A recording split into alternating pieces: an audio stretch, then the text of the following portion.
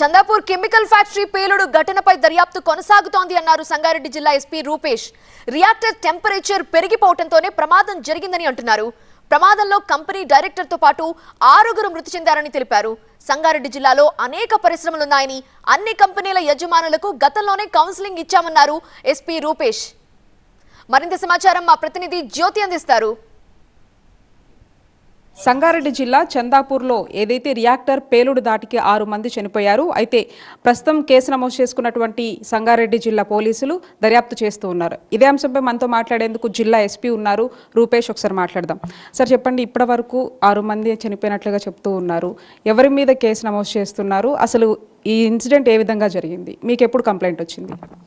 నిన్న around 5 o'clock మాకు information వచ్చింది. 4:45 ఆ టైంలో ఇది రియాక్టర్ అనేది పేలిపోయింది. సో ఇమీడియట్గా fire engines and near by ఉన్న ఫార్మా కంపెనీస్లో ఉన్న వాళ్ళ ఫైర్ ఫైటర్స్ అందరూ వచ్చారు.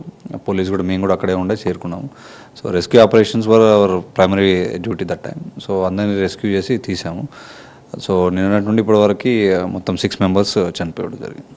అంటే మొత్తం ఎంతమంది అక్కడ పనిచేస్తూ ఉన్నారు సార్? అసలు ఈ మేనేజ్మెంట్ అంతా కూడా ఎవరు చూస్తూ ఉన్నారు? వాళ్ళ పేర్లేంటి? సో యాక్చువల్గా ఇది మేనేజ్మెంట్లో చాలామంది డైరెక్టర్స్ ఉన్నారు. దానిలో యాక్టివ్ డైరెక్టర్ రవి అని ఉన్నాడు. నేను ఇన్సిడెంట్ జరిగినప్పుడు అతను ఉండే. సో ఎప్పుడైతే అది రియాక్టర్ లీకేజ్ అవుతుందో అతను దాన్ని కట్టెల్ చేయడానికి వెళ్ళాడు. But unfortunately he also died in the blasting. అంటే మేజర్గా చూసేది ఎవరు సార్? అంటే ఇన్వెస్ట్మెంట్ చేసింది ఎవరు? ఇదంతా ఇంకా వేరే వ్యక్తి పేరు కూడా వినిపిస్తుంది. ఎవరు వాళ్ళు? అంటే ఇంక దానిలో డైరెక్టర్స్ అవన్నీ కూడా లిస్ట్ తీయాలి, ఎవరెవరు ఉన్నారని తెలియదు. ఎందుకంటే నిన్న నైట్ అంతా కూడా క్యావోస్ ఉండట్లా registered the case and management. So ఇప్పుడు సుబ్బారావు గారనే ప్లస్ ఈయన రవి అండ్ ఇంకా మిగతా ఎవరున్నారో చూడాలి. చూసిన తర్వాత వాళ్ళ ప్రొఫైల్ని బట్టి ఎవరైతే మిస్టేక్స్ ఉన్నాయి, ప్లాన్ డిజైన్ ఫెయిల్యూరా, లేకుంటే అక్కడ కెమికల్ ఇంజనీర్ ఎవరైతే ఉంటారో అతన్ని తప్పుదేముందా, లేకుంటే అనుకోకుండా జరిగిందా అనేది ఇన్వెస్టిగేషన్లో తెలుస్తుంది. అంటే బేసిక్గా ఫ్యాక్టరీలో ఏ వర్క్ చేస్తూ ఉంటారు సార్? ఒకవైపు ఫార్మా అని చెప్తున్నారు, అక్కడ ప్రాసెస్ అసలు ఏం జరుగుతుంది? నిన్న మీరు క్షతగాత్రులతో కానీ లేకపోతే ప్రత్యక్ష సాక్షులతో మాట్లాడినప్పుడు వాళ్ళు ఏం చెప్తున్నారు? ఇక్కడ ఇది బేసికలీ ఫార్మా ఇండస్ట్రీ, ఇంటర్మీడియట్స్ తయారు చేస్తూ ఉంటారు బల్క్ డ్రగ్ తర్వాత నెక్స్ట్ స్టేజెస్లో. సో చేసిన తర్వాత దాన్ని మళ్ళీ రిమైనింగ్ కంపెనీస్, ఫార్మా కంపెనీస్ మళ్ళీ పంపిస్తారు. సో దీనిలో ఇప్పటి వరకు మనకి ఒక కెమికల్ మాత్రమే తయారు చేస్తారు. సో ఆ కెమికల్ ప్రాసెస్ చేసే డిఫరెంట్ స్టేజెస్లో వన్ ఆఫ్ ద స్టేజ్లో ఈ బ్లాస్టింగ్ జరిగింది. అంటే ఫైర్ నామ్స్ ప్రకారము ఫైర్ సిబ్బందితో మీరు మాట్లాడినప్పుడు కరెక్ట్గానే ఉన్నాయని చెప్తున్నారా, ఏమని చెప్తున్నారు?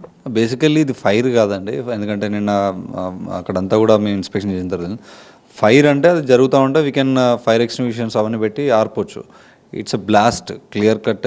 అంటే మనకు తెలిసింది ఏంటంటే రియాక్టర్ అనేది బ్లాస్ట్ అయింది. అందుకే ఆ ఇంపాక్ట్ కూడా ఈ బిల్డింగ్ మీద అదంతా ఉంది. ఒక ఫైర్ యాక్సిడెంట్ అంటే ఏంటంటే అది బర్న్ అవుతూ ఉంటుంది మెటీరియల్ అంతా. It's not a fire, it's a blast అవ్వడం ఏంటంటే అక్కడ ఫైర్ ఇంజన్స్ అవి ఫైర్ హ్యాండిల్స్ ఉన్నాయి ఆల్రెడీ. బట్ ఉన్నా కూడా వాటితో యూజ్ ఉండదు, ఎందుకంటే ఫ్రాక్షన్ ఆఫ్ సెకండ్స్లో బ్లాస్ట్ అనేది జరుగుతుంది. మొత్తానికి ఇది పరిస్థితి. ఇప్పటి వరకు కూడా ఈ యొక్క చందాపూర్లో ఉన్నటువంటి ఎస్బీ ఆర్గానిక్ కెమికల్కి సంబంధించినటువంటి యాజమాన్యం మీద కేసు నమోదు చేస్తున్నాము. అంతేకాకుండా ఎవరైతే క్షతగాత్రులు ఉన్నారో వాళ్ళు ప్రస్తుతం చికిత్స అయితే కొనసాగుతుంది. రూల్స్ అతిక్రమించి ఈ విధంగా ఎవరైనా నడిపినా కూడా చట్టపరమైనటువంటి చర్యలు కూడా తీసుకుంటామంటూ కూడా జిల్లా ఎస్పీ చెప్తూ ఉన్నారు. వీడియో జర్నలిస్ట్ వెంకటతో కలిసి జ్యోతి TV9 సంగారెడ్డి జిల్లా నుంచి.